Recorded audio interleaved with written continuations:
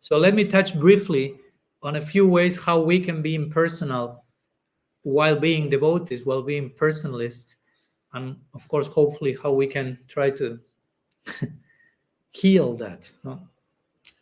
So I generally like to think of we can be impersonal in many ways, but 4 of them will be in how we relate to ourselves, in how we relate to others, in how we relate to this world, and in how we relate to God Himself.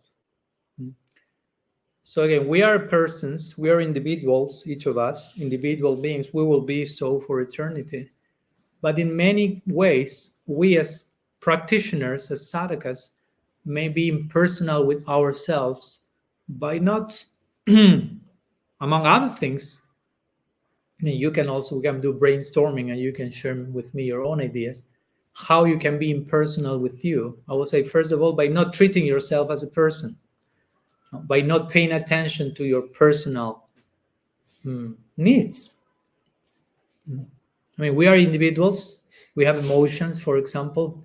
Sometimes in the name of practicing spiritual life, we dismiss all of our emotions, or some of them. I've seen that.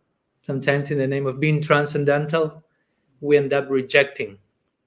No? Because we may think, oh no, feeling this is not so high. Feeling this is not divine. Probably, but it doesn't mean that you have to cancel all your expressions as a human, for example. We are human beings, and we don't want to compromise our humanity in our pursuit for spirituality. That's very important. We want to preserve humanity because our goal is Naralila. Naralila in our tradition is a reality which will be fully human and fully divine.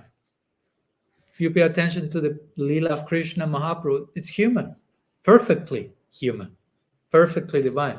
But there's humanity there. So if we don't preserve our humanity here, how we'll expect to enter there, to go there? And I've seen that many times. In the name of being transcendental, we end up becoming inhuman. Because we think transcendental means nothing affects me, I don't feel anything. And we would get closer to a cyborg than to a spiritual, sensitive human person. So those are some ways in which we can be impersonal with ourselves. And not try to engage our individual nature in the service of Krishna. That's very important. Each of us have an acquired nature. We have a particular psychology, personality, and that's to be engaged in the service of God. That's not to be denied.